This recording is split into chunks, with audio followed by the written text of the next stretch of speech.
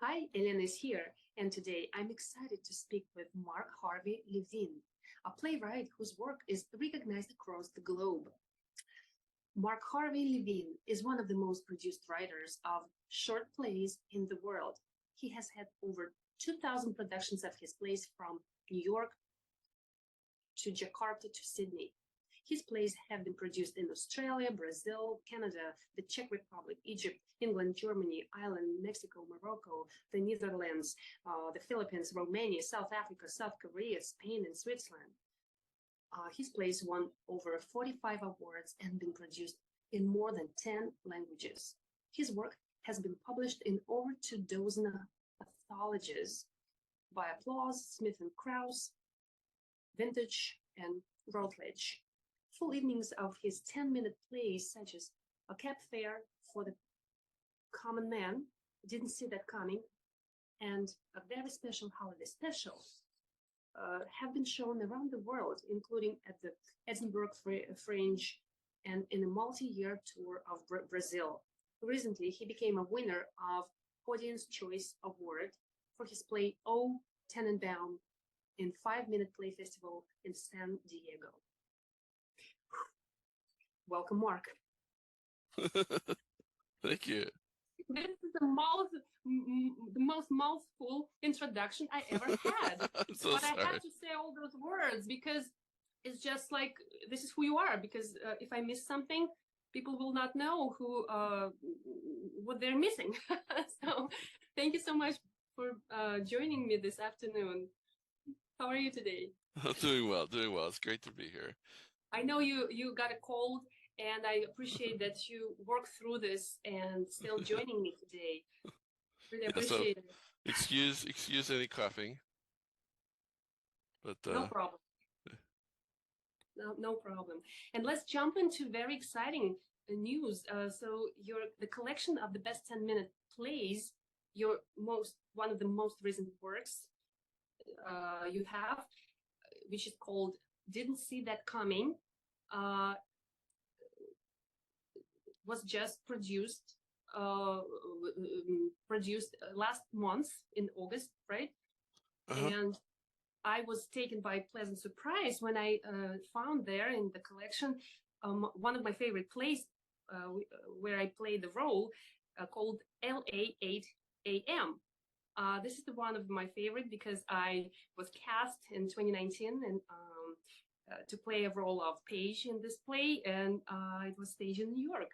And we had lots of fun and tears working on that play with our so tell me so we know that uh so that LA 8 AM was performed in Edinburgh, right? In Fringe Yes, Festival. it was part of the there's a show called The Big Bite-Sized Breakfast Show, and it's a great show that's been going on in the Fringe for I think 15 years now, in the Edinburgh Fringe. And they actually serve breakfast to the audience. You get a croissant and coffee and strawberries. And then you see a small collection of 10-minute plays. They have like 3 different rotating menus of plays, and they chose LA 8 AM for one of their menus this year. And I was really thrilled. I love being part of that show, and it often sells out of the Edinburgh Fringe. I think definitely some of them sold out this year. It's Mhm. just a great show to be in. Wonderful. And was your play produced in French or English? Oh no, this was in English. In English. Nice. Well, congratulations. I'm sure Thank you. the audience loved it. Thank you. Yes, Right. I hope so. Tell us, how do you write your stories? Are they based on real life stories, or have a combination of both real life and fiction? Yes, it is a combination. Well, for instance, LA 8 AM, the one that you know, I sort of got the idea by looking at my iPod. I know back when people used to use iPods, but I actually still use mine. I'm old school. And but if you go like on the program they used at iTunes, you could see exactly how many times you listened to a particular song, and you could see like when the last time you listened to that song was. And then a lot of my plays are sort of based on what if situations where I thought, what if they had a little column where you could see how many times you were going to hear that song again in your entire life? And it'd be a little scary when all the numbers start ticking down. Um, but I thought that was interesting because you don't know that information. There's always going to be like the last time you hear a particular song and you never know when that is. And that just got me thinking about numbers and life and everything, and that's what led to this play. Hmm. Yeah. The story is very personalized so because it's basically the wife and the husband have a fight over something like really not important, and then Right. she gets upset and she gets hit by the car because she fails to notice it being upset, right?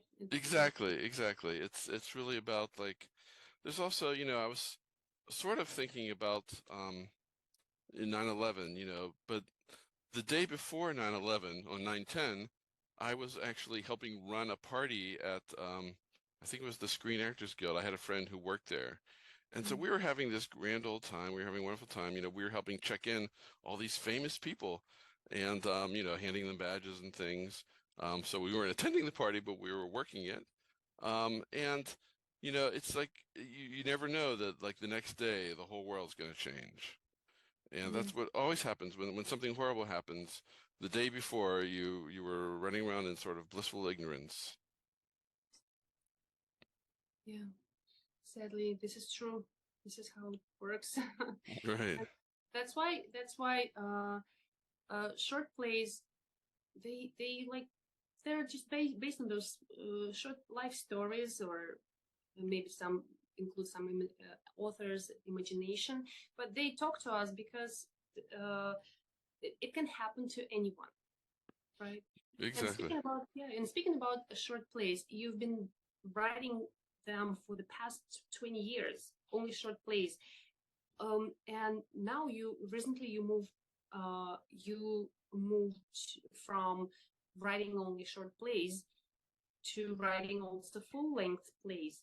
And your recent work is Save Hamlet, which which is which had its world premiere at the Laboratory Theater of Florida in Fort Myers. Tell me more about your new experience and what encouraged you to start writing full-length plays after such tremendous success of your uh, multiple short plays that you wrote. Well, I have been writing short plays for 20 years, and amazingly, they're mostly comedies. So the one we've been talking about, Elliot Am, is one of my few rare dramas. So really, they're mostly funny, folks. Um, or at least I hope they're funny. But anyway, after I got a certain amount of success writing short plays, I felt like I kind of had nowhere left to go. I think you can only do so much with short plays. You don't see them on Broadway a lot, and they don't get the same amount of like respect that full-length plays do. In fact, I still hear some people say, "Oh, when are you going to write a real play?" But I've always felt that 10-minute plays are real plays. I've seen some wonderful 10-minute plays written by other people that can break your heart, can make you laugh hysterically. So there is a lot you can do in a 10-minute play. To me, I think a 10-minute play is like writing a song, one song. Um, Whereas a full-length play is doing a whole album. And I wanted to put out an album. So I started easily. I wrote a parody, so I already had the plot. Save Hamlet is just a parody of regular Hamlet by, let me see, what was his name? Oh yeah, Shakespeare. Um, and I always forget. I know it's either him or Mamet. Um, but no, so I did a parody of Shakespeare because I knew I already had the plot, and then I thought, what can I do with that? Um, Also, the other thing, and this fits in with the other part of your podcast, is when I started writing Save Hamlet, I wasn't making a whole lot of money in my day job, and I thought, how can I make more money writing plays? Well, famously, there is really very few people who actually make a living writing plays, and especially like at my level. I mean, sure, I think Neil Simon probably didn't have to have a day job. Um, but like at my level, there's very few people who actually make a living writing plays. But one of them is this guy named Don Zalitas, and he makes a living writing plays for high schools and middle schools, I think, too, but plays for students. because Hmm. schools traditionally always pay. Um, Oh, so yeah, if you're a playwright and you want to actually make a little bit of money, write for schools. Because, pardon me, schools always pay for their plays. So I thought, okay, I'll write a play for high school students. Um, it also sort of fit with my idea for doing a Hamlet parody because there's like 20 characters in Hamlet, and these days, the finances of regular small theaters are they're not going to do a play that requires 20 actors. They just can't afford to do that. But schools can. In fact, schools want to. The whole idea of schools, they want to try to get every kid on stage. So the more the merrier. So it fit in very nicely. Here was a play with a big cast. Um, but the problem with Hamlet is it's all guys. There's two women in the entire story. There's Ophelia and there's Gertrude. And that's it. And schools, traditionally, the drama classes heavily skew towards female. They yeah. usually have more women than men. Mm. So that gave me the idea, well, what if in Hamlet, a lot of those characters actually turn out to be women in disguise, which is a very Shakespearean thing anyway. Pardon me. So that fit in nicely. And then that gave me the plot. Well, what would women do? Women aren't going to run around hitting each other with swords and end up in a big pile of bodies. Women will get things done. They'll figure things out. They'll talk to each other, and they'll solve the problem without a giant pile of bodies at the end.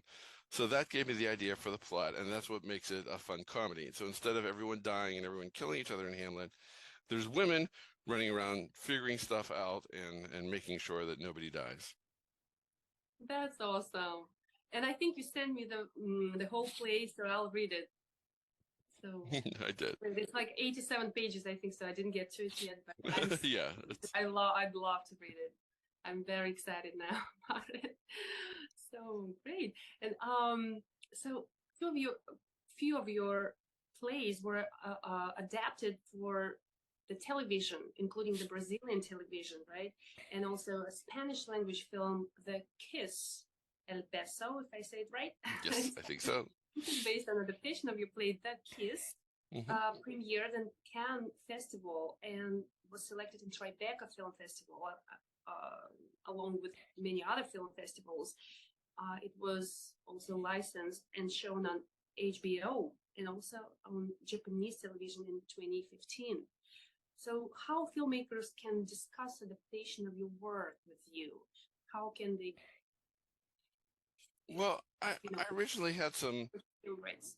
bad experience with having my plays filmed, mostly because the people who were doing it were very new to it. They were like, I'm just starting out filmmaking. I need a play. And here I was just starting out playwriting. I was happy to help them. But, people who are just starting out making films aren't usually the best. But for like the Brazilian television and the Mexican film in Spanish of The Kiss, I thought, even if it's bad, it's in a foreign language, none of my friends will see it. So if it's bad, that's okay. And the problem was they were all really good. The Brazilian television episodes were really, really good, and the film of The Kiss was really good. And unfortunately, it's in a foreign language, and none of my friends saw it. So it was a double-edged sword, definitely. But they all did a really good job. In Brazil, they did a play called Misfortune and another play called Howard. And the movie of The Kiss was also done really well. And one of the things they did do, which I really, really appreciated, is they just kept my play intact. All of those plays were like single scenes in a single room, and they didn't like try to, put it out into, you know, different locations or anything. And they just did it. They just did what I wrote, and it worked really nicely.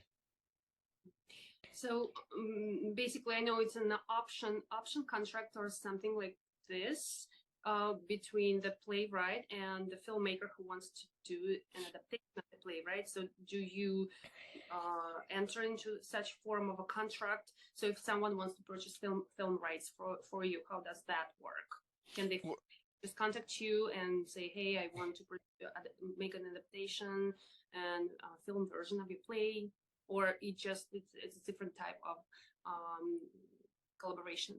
yeah, there are contracts that you saw, and basically they purchased like the rights to film it, either exclusively or non-exclusively. I used to go with non-exclusive because I wanted somebody else to be able to film it, especially these foreign language ones. Like I wanted someday somebody to film them in, English, which is the language I wrote them in, so I could see them, or at least understand them.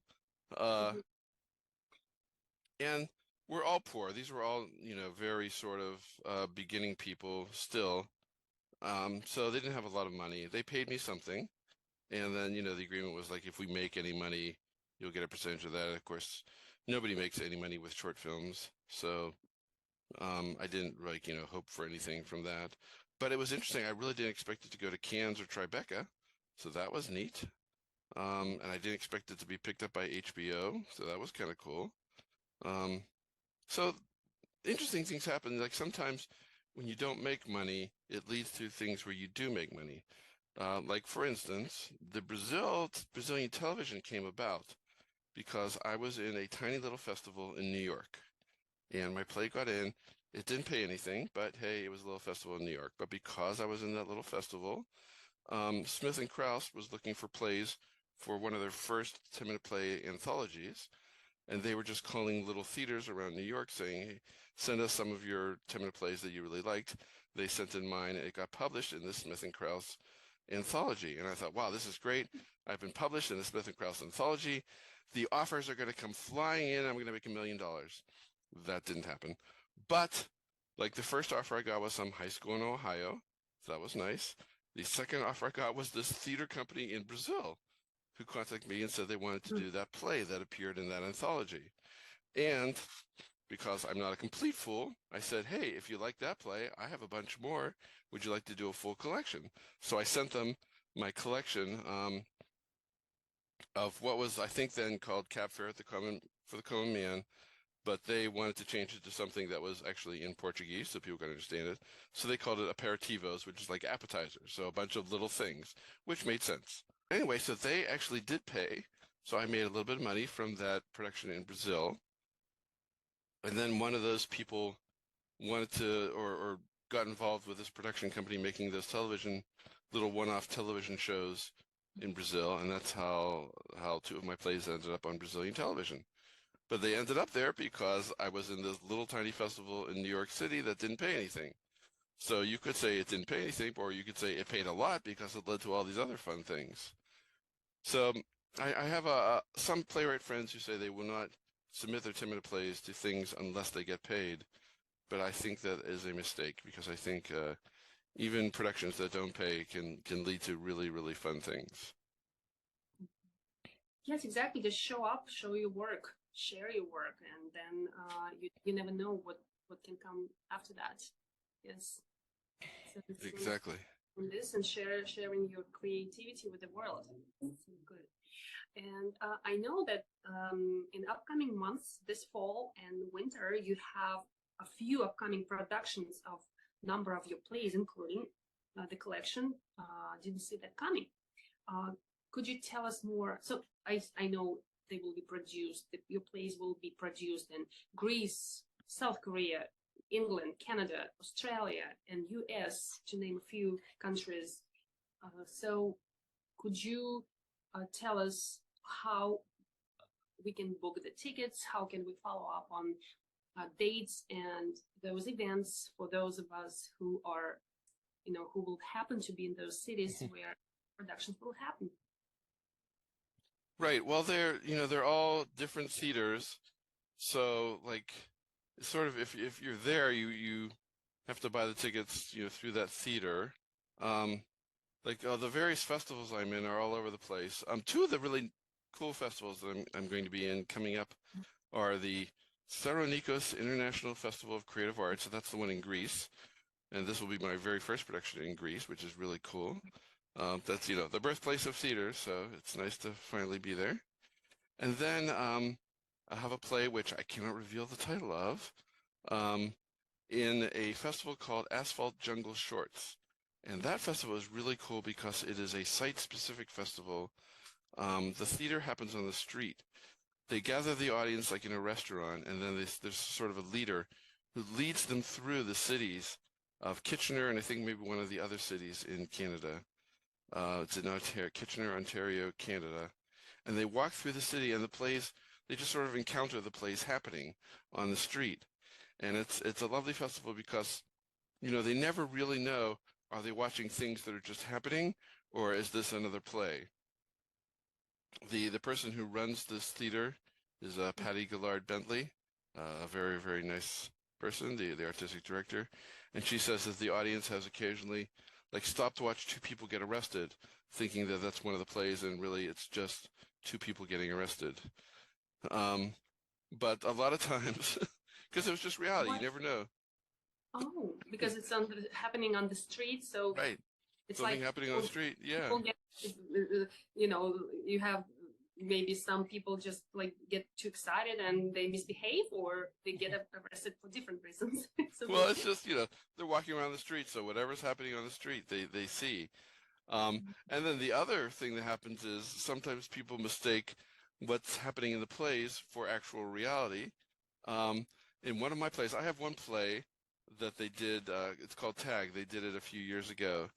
And it starts out with a lady running up to two other people and yelling at them. And she just goes, she has this whole long speech and she yells and yells at them. And so one day they were doing it. She goes up to the people and she starts yelling at them. And two real live actual policemen start walking up to her like, she's causing a disturbance and they're going to arrest this actress. Um, but fortunately, they said there was a younger policeman and an older policeman. Apparently, the older policeman figured out what was going on because he noticed that there's a whole lot of people in a crowd watching this, and he must have known about the theater festival. So he just sort of stood there laughing until the oh younger my policeman. God. But yes, I almost got an actress arrested, which was kind of fun. It's crazy. But it's a really Wow. fun festival. But at the end, everyone is happy. Yes, in the end, everyone was happy. Oh And God. God bless my actress, she just kept going. They said she didn't miss a beat. She saw the policeman and just kept on going. This is amazing story. Oh. So speaking of booking the tickets to join those festivals, will you place those links and heads up on your website? I usually don't because they're all You over know, the world, but I say where they are. So if you happen to see like a festival, like, hey, I live in that city, please go to the Asphalt Jungle Shorts website and yeah, you can get a ticket. It's a great festival. I'm tempted to one day fly up and attend because it's such a fun concept. oh, all right. Is anything happening? Are any of your plays will be, produced in New York soon or Florida? These are two destinations I basically between right now. Right. Well, So let's I'll see. join. I've got something coming up in South Fallsburg, New York, which I guess is upstate New York. Um, I think and something at Axial Theater, which is a really nice theater in Pleasantville, New York, which I have no idea where that is, but I understand it's very pleasant. Um, Good. Maybe but I can take it there. yeah, no, and you just missed my prediction that Safe Hamlet had its world premiere in Fort Myers, Florida, I which know. is so close to Ah, you. so sad because I'm going to Fort Myers this month. I know. If you'd Visit. just done it like 2 months ago, you missed it by 2 months, but that's okay. I'll forgive you. Thank you. You know, so I'll make it up. I'll make it up later. And also, LA 8 AM was adapted as a film, and also I think it was produced as a short film in sometime in 2016, right? Yes, they made a film out of it. And then Theater 3 did a film of it too. Was that the production you were involved with, or was it? I was in the New Short Play Oh, the New Festival, Short Play Festival. Okay. and that's yeah, Paul Right. Michael, yeah. Yes, yes. Right. Could you tell us more about something about your let's say, because you are writing all your life, almost like all your adult life, and could you tell us about challenges that you faced on your path to become an established author? Right. Well, at first, nobody knows you. You have to really get yourself out there. So I used to like send my plays out, 3 or 4 times a year and think that I was doing well. And then I met this other wonderful playwright named Patrick Gabridge, and he really taught me a lot about marketing myself. And he was like, no, no, you have to send your plays out like, you know, constantly. And so now I shoot for like over 150 submissions every year to different theaters, and even that's not enough. But I was doing that for a while, really, really sending my plays out. And that's what really worked, really just getting my plays out there. You get a lot of rejections. And that turns some people off. You like, because it's depressing. Like, every week you get a rejection email. Mm. But, if you keep at it and you write, you keep writing good stuff and you try to be hard on yourself to make sure your plays are good and tight, um, soon you start getting acceptances and they snowball. Like after a while, a lot of my acceptances aren't from, blind submissions. They're from theaters that I have relationships with. So that was the other thing I did, and that was the other marketing thing that Patrick E. Bridge helped show me is like you don't just have your play done in a theater and then forget about them. You stay in touch with those people because playwriting is a very solitary work. So, and then when Facebook came, I really started using that as a way to keep in touch with all these people. Like I kept in touch with you. You were in a production of mine, and I made sure that I kept in touch with you, so I could see what you were doing, you could see what I was doing, and then hopefully maybe we get to work together again. That would be really, really lovely. Me But too. you build these relationships with people, and that's what theater is based on relationships. Um, so you have to like, get your work out there and build relationships with theaters and with people, and just be a good theater citizen. I know some playwrights who like, are difficult to work with, or, they show up at rehearsals and start trying to direct the play, which is a no-no. So as long as you're like a good theater citizen and polite, or like I know some playwrights who send angry letters back to theaters that reject them. You can't do that. Every theater gets to decide what plays they're doing, and it's often a matter of timing. I can tell you there's a story. Um, One of my best productions was right here in Indianapolis, but it was before I lived here in Indianapolis. So it was here in Indianapolis, and it was at a theater called the Phoenix Theater. And at the time, it was run by a wonderful guy named Brian Fonseca, who unfortunately is no longer with us. But I sent him my plays maybe in like 2002 or so, and he rejected them. And that's fine. Okay, great. I moved on. And then a few years went by, and I said, "Oh, let me send him my plays again," forgetting that I had already sent my plays. I try not to send the same plays to somebody who's rejected them, but I accidentally sent him the same plays, like 2 years later, and they accepted them. Wow. And it was the exact same guy, the exact same plays, and they did an incredible production. They built a revolve. I mean, this was like one of my first equity productions, and they built a revolve on the stage, and they decorated like a merry-go-round, so that there was this gorgeous merry-go-round, and inside, instead of horses on poles, it was the set of one of my plays. And then when that play was over, the whole thing would turn magically, and then there'd be the set of another one of my plays. And they did a whole evening of my plays like that. And I waited till it was open because I didn't want to drink it. But I talked to him. I said, Brian, I have to admit, I sent you my plays a few years ago and you rejected them. And then this year you accepted them. What happened? And he said, well, I don't remember you sending the plays a few years ago.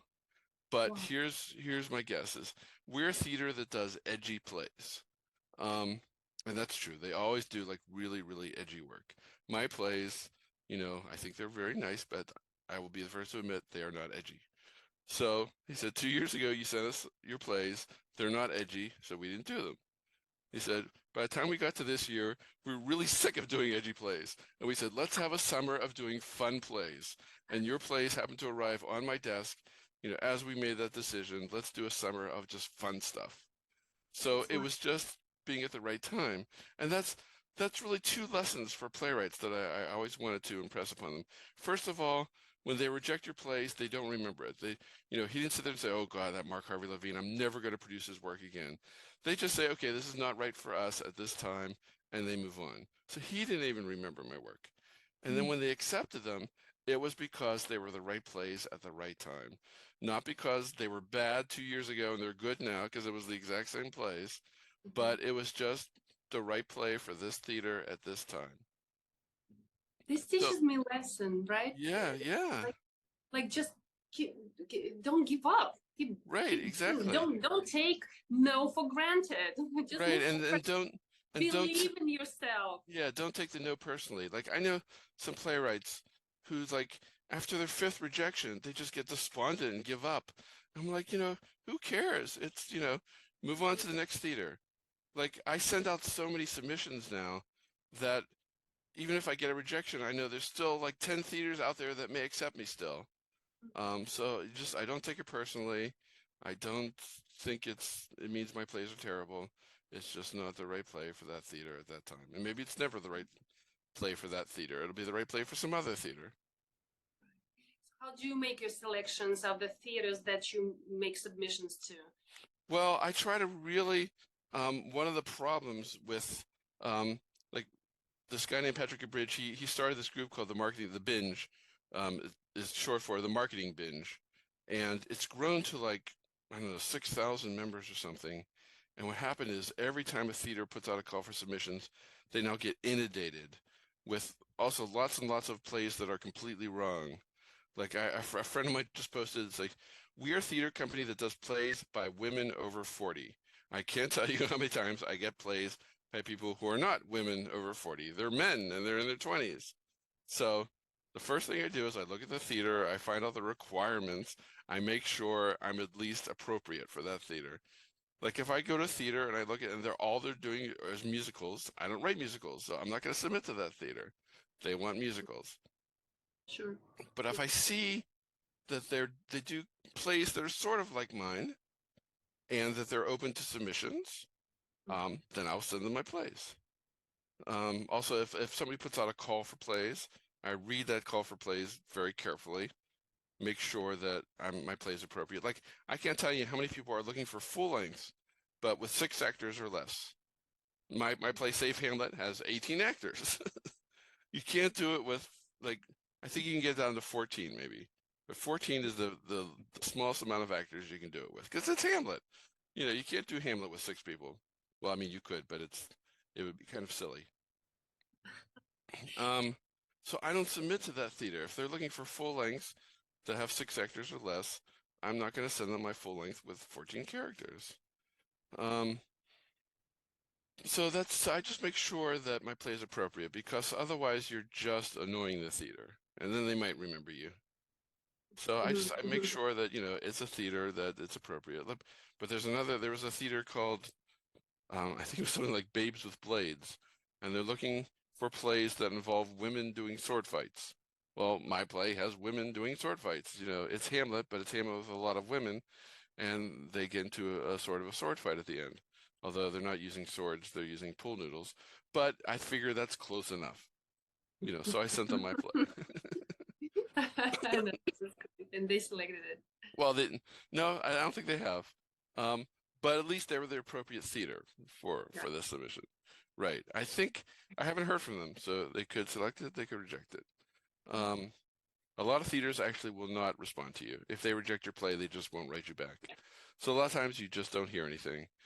Um, but also, like, sometimes I've heard from theaters who've accepted my plays like after 2 years. Like I sent them a play 2 years ago.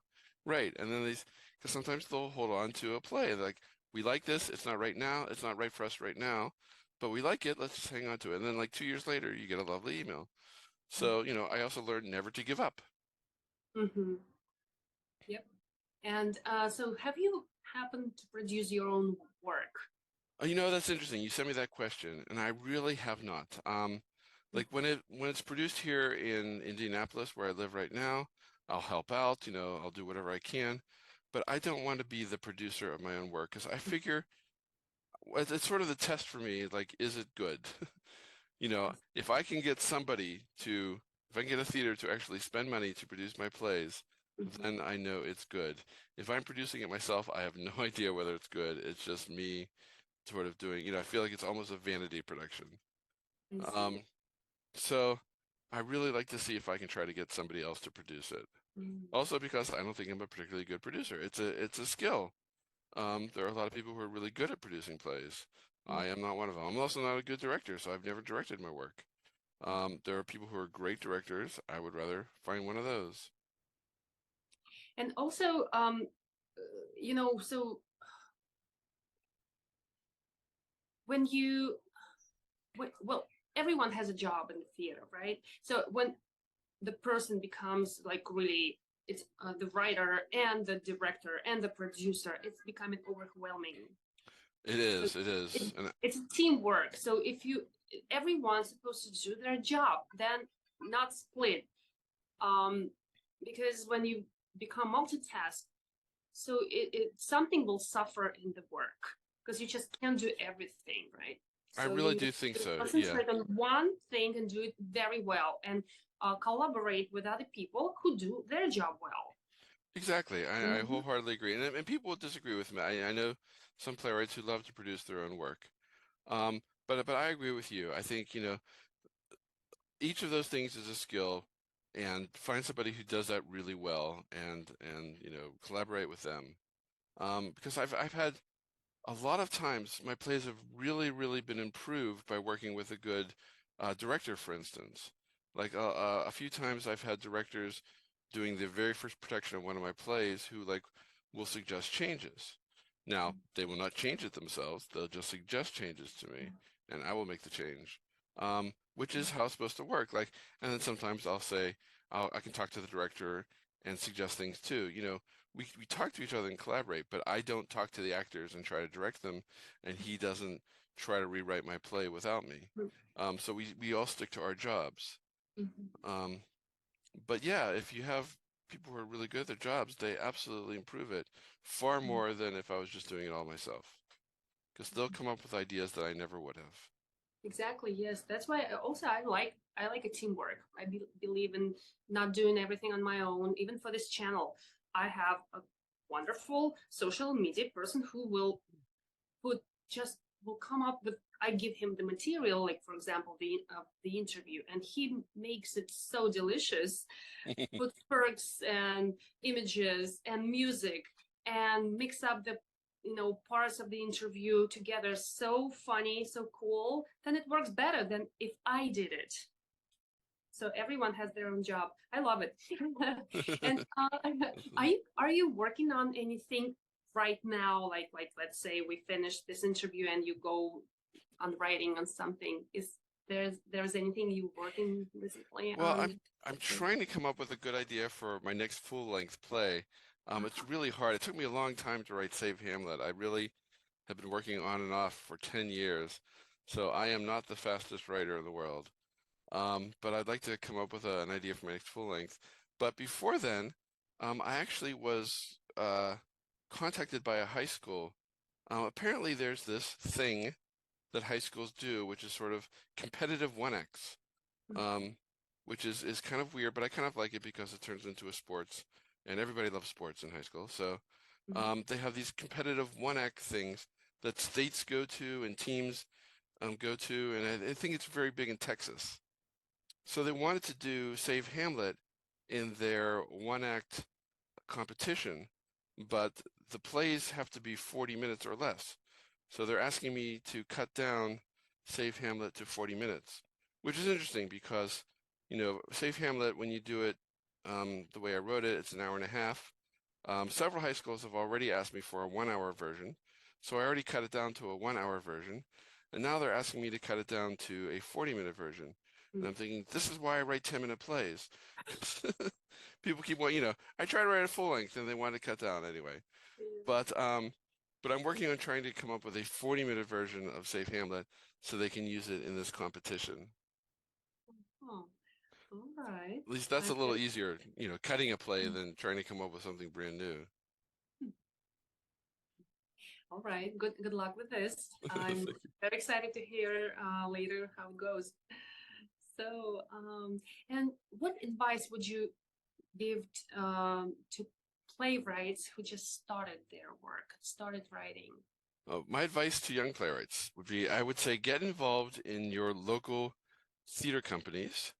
Um, like just do whatever you can, just be involved with them, and mention that, hey, I also have a play. But when you go out and see plays and work on plays at local theater companies, you begin to understand what is possible and what isn't. I have taught playwriting classes as well, and some of my students will come in with like a 10-minute play that's really interesting, but also has a working jukebox in it. And I have to explain to them, this is a 10-minute play. You really cannot have a working jukebox roll on, do the 10-minute play, and then we have to roll off a working jukebox. Not to mention we have to find a working jukebox and get the rights to the song that you're going to play and everything. Whereas, a lot of that can happen off stage. You begin to understand what can be done and what can't be done in theater. Right. Yes. There are definitely limitations of a stage and what props we can use in the theater versus film. Right. But I mean, you also, have to learn to not see them as limitations so much, but as freeing. You can use stagecraft to do anything.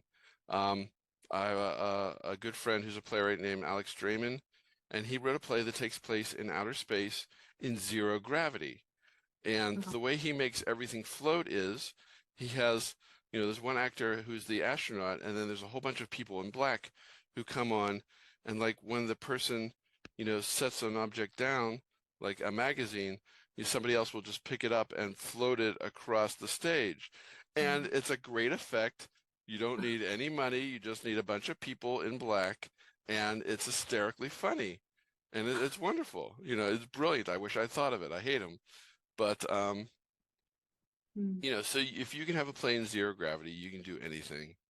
But I say just think of a way to do it without money and without having to lug a giant set piece on stage. Like, some people say, well, we're gonna have a projection in the back, and I'm like, well, no, you're not, because the theater has $20 to produce this play, and they can't, get a projection screen and a camera and everything else. Right. Yeah. And so please share your website and social media so people can find out about your work. Oh, sure.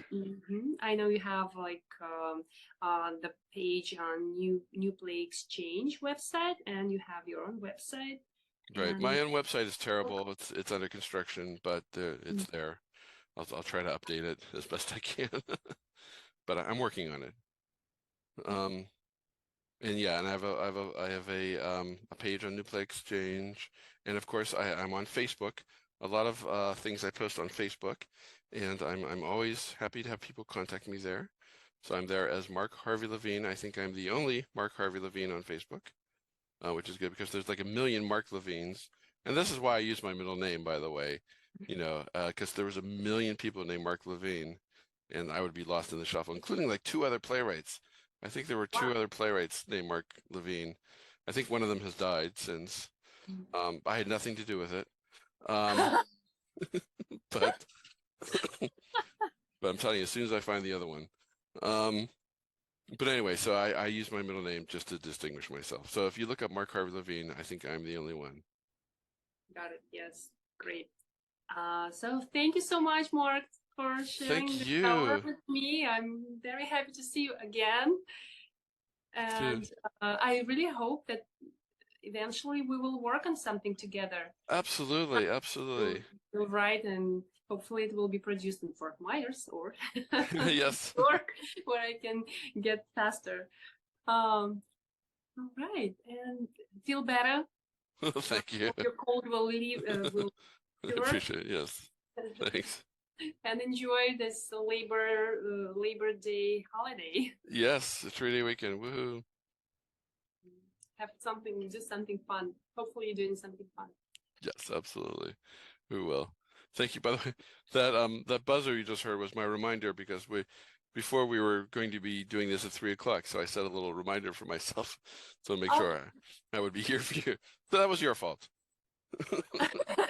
My fault. But Anyway, I appreciate the flexibility. Right. I wanted to make sure I didn't miss this because this was really a lot of fun. Me too. I had fun afternoon. Yes, absolutely. Take care. Thank you. Bye-bye. It's Elena on the podcast, Boost Your Creativity and Bank Account with Elena.